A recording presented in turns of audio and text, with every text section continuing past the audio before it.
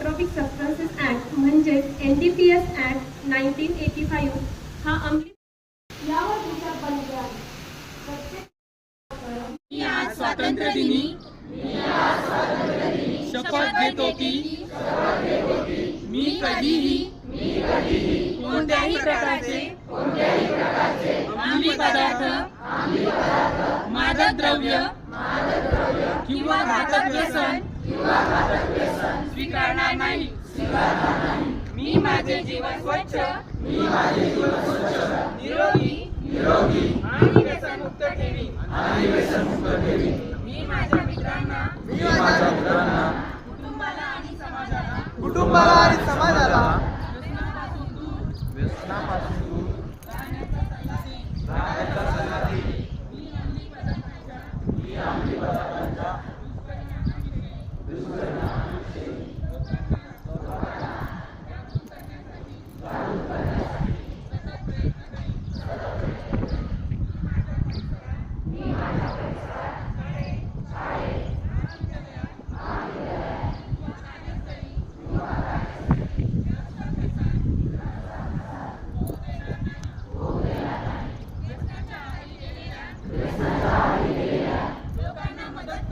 लोकांना मदत करून त्यांना नव्या आयुष्याची संधी देईन।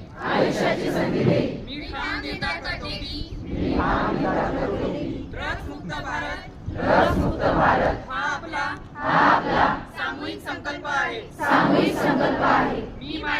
मी माझ्या प्रत्येक कृतीतून, प्रत्येक शब्दातून आणि प्रत्येक प्रयत्नातून या मोहिमेला बळ देईन। मी इतरांना प्रेरित करून व्यसनमुक्त निरोगी आणि सशक्त भारताची निर्मिती करीन।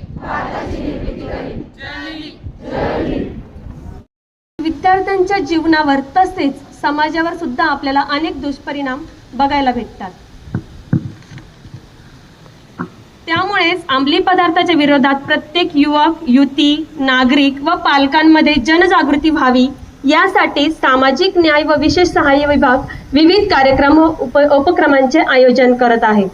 अंमली पदार्थ त्यालाच म्हणतात ज्या पदार्थांच्या सेवनामुळे माणसाला गुंगी, नशा किंवा धुंदी येते।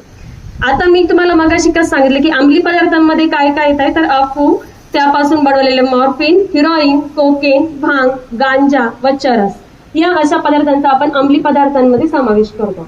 तर आता भारतात तर पाकिस्तान, बांगलादेश, नेपाळ, भूतान व अफगाणिस्तान या सीमेतून चोरट्या मार्गाने या अंमली पदार्थांची आयात केली जाते।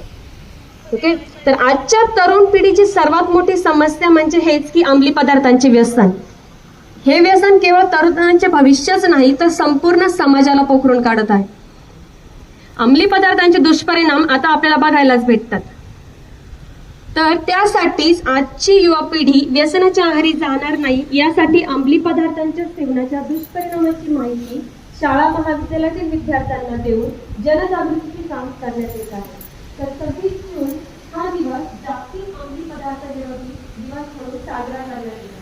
पण आज आपण 15 ऑगस्ट 1947 रोजी आपला भारत स्वातंत्र्य झाला आणि या 19 स्वातंत्र्य दिनाच्या निमित्ताने सरांनी सांगितल्याप्रमाणे आणि नाशिक जिल्हा पोलीस आणि आपल्या त्यांच्या संयुक्त समूहाने आपण ही मोहीम राबवत आहोत। क्षेत्रात खूप स्पर्धा वाढली आहे, बरोबर, तर त्याच्यामुळे प्रचंड मानसिक तणाव, विद्यार्थ्यांना असलेला अभ्यासाचा तणाव, त्याचबरोबर पालकांच्या अवास्तव अपेक्षा यांच्यामुळे चरस, तर हे सगळ्यांचा समावेश आपण अंमली पदार्थ म्हणून करतो। ओके।